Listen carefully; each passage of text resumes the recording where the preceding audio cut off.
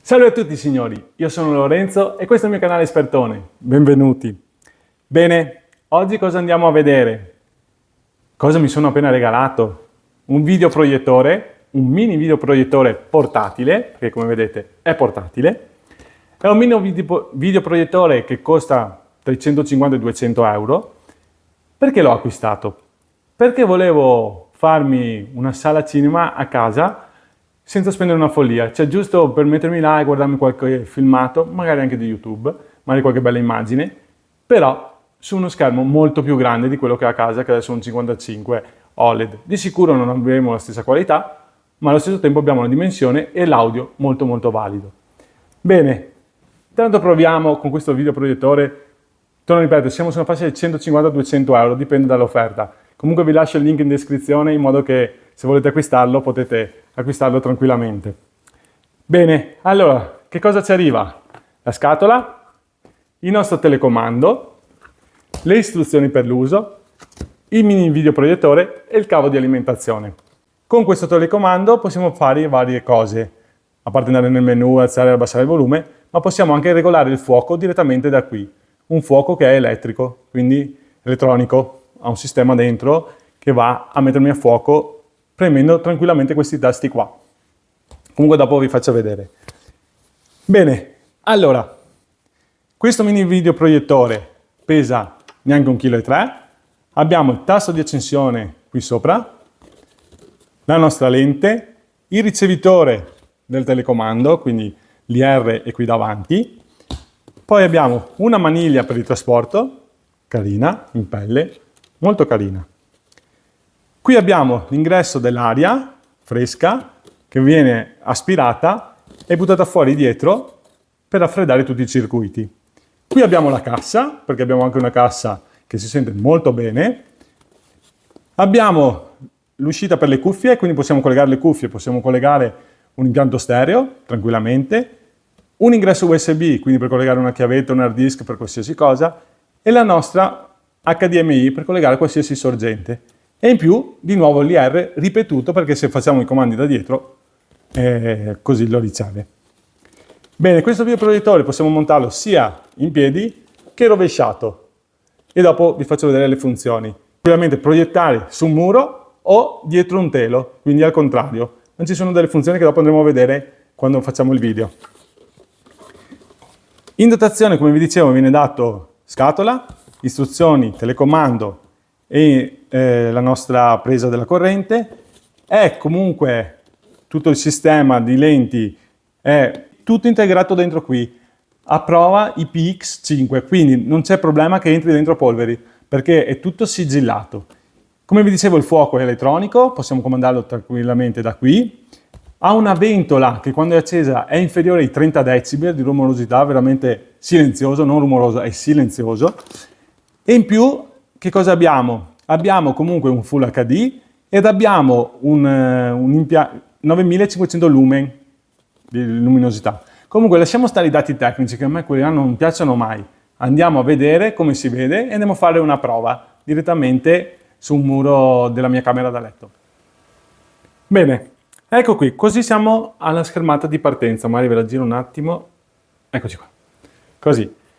Si vede già benissimo. Dovete far conto che alla vostra destra abbiamo una finestra e quindi già mi illumina un po'. Comunque in caso dopo andiamo a chiudere.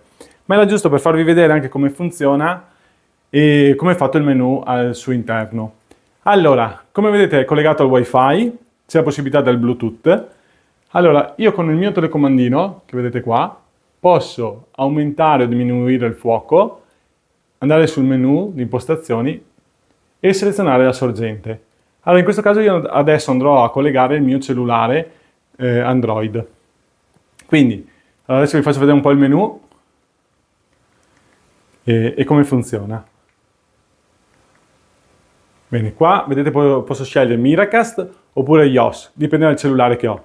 Film, se voglio mettermi una chiavetta con dei film o altre impostazioni. Musica, qui abbiamo per quanto riguarda l'Office e delle foto. Le impostazioni che andiamo a vedere qua, eccoci qua. Allora c'è l'impostazione da wifi che posso andare a collegarlo se ho un wifi e quindi connetterlo direttamente. Bluetooth, come vi dicevo prima, possiamo collegare una cassa, impostazione e proiezione, informazioni, altre impostazioni e aggiornamento del sistema. Altre impostazioni, abbiamo la sorgente di avvio, opzione di accensione, impostazione della lingua e spegnimento programmato. Sull'impostazione e proiezione, che è la cosa più simpatica, vedete c'è modalità di proiezione, allora front, desktop, come facciamo adesso, oppure se siamo al contrario, cioè dobbiamo proiettarlo su uno schermo che loro vedono dall'altra parte, poi possiamo fare, se è girato sottosopra il videoproiettore, e stessa cosa sempre sottosopra, ma dall'altra parte, come dicono loro. Allora adesso torniamo alla nostra modalità. Qui abbiamo la possibilità di aumentare, vedete, l'inclinazione, dipende sempre come metto il mio videoproiettore, io adesso qui l'ho messo proprio perpendicolare al nostro muro. Verticale, in questo caso possiamo girarlo in questo senso qua. Ok. Adesso rimettiamolo a 0. Si comanda sempre tutto col telecomando. Zoom digitale, qui possiamo andare a zoomare se vogliamo. Dipende quanto vogliamo, 99, vedete, diminuisce. Logico che diminuendo l'immagine aumenta la qualità, perché i pixel sono più definiti. Ecco qua, lasciamo al 100%, così. Allora dovete far conto che così abbiamo uno schermo, io adesso mi metto qua, guardate, enorme. Cioè così sarà un 100 pollici, penso, all'incirca. Bene. E nonostante, vedete, nonostante l'illuminazione della stanza, si vede molto molto bene. Bene, adesso cosa volevo fare? Volevo collegare il mio cellulare e fare una videoproiezione per vedere come si vede. Come devo fare?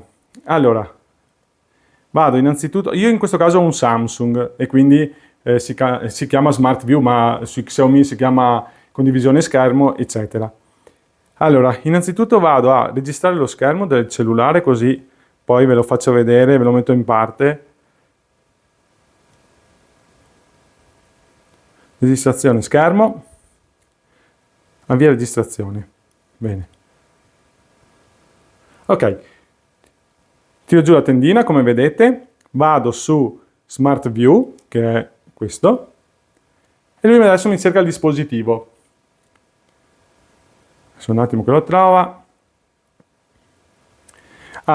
Ecco, non me lo trova perché? Perché devo andare su l'impostazione iniziale dove c'è scritto Miracast e selezionarlo. Allora lui adesso mi dice vai sul tuo cellulare, trova il dispositivo New Link 6911, eccolo qua, lo connettiamo, avvia ora e adesso si connetterà al nostro schermo. Ed eccoci qua. Bene, andiamo su YouTube per farvi vedere un filmato. Magari andiamo su i video che ho fatto io con il drone e non, e magari andiamo a vedere il video di Ortona. Eccoci qua il video, vedete? Allora magari mettiamo un po' il video all'inizio che è un volo col drone. Qui siamo a Ortona, provincia di Chieti, Abruzzo, le ultime vacanze fatte, e vedete la qualità. E anche comunque la qualità audio non è male, sentite. Non male come audio.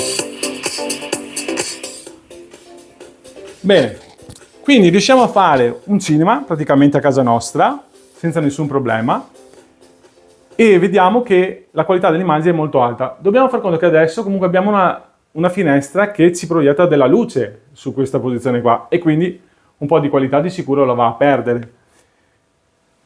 E comunque siamo in condivisione di dati, però vedete che non c'è un problema di blocco, cioè non ci sono dei blocchi tra un passaggio e l'altro, si vede veramente velocemente e dritto, perché grazie alla connessione 5 GHz, quindi abbiamo un wifi diretto con il nostro cellulare che non ha problemi di connessione e la qualità è veramente ottima. Bene signori, io vi lascio con queste immagini che ho fatto ad Ortona. Penso di avervi detto tutto quello che serviva a dire per quanto riguarda questo mini videoproiettore. Per i soldi che viene, secondo me, ottimo.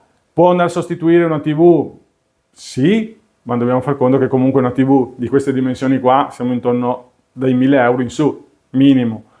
E non abbiamo di sicuro la qualità perché non abbiamo il muro perfetto, perché non abbiamo il telo e altre cose. Però, secondo me, per fare delle proiezioni, delle immagini, per quanto riguarda guardarmi un film tranquillamente, nessun problema, la qualità c'è ed è anche veramente elevata. Abbiamo anche l'audio, abbiamo tutto quello che serve. Quindi, signori, vale la pena per me? Sì. Può andare a sostituirmi un super OLED? No, però siamo a prezzi completamente diversi e il rapporto qualità-prezzo qua è veramente elevato. Bene signori, se il video vi è piaciuto mettete un bel like, iscrivetevi al mio canale che è sempre gratuito e grazie ancora per avermi fatto raggiungere i 5.000 iscritti e attivate le tasse notifiche. Grazie a tutti e arrivederci.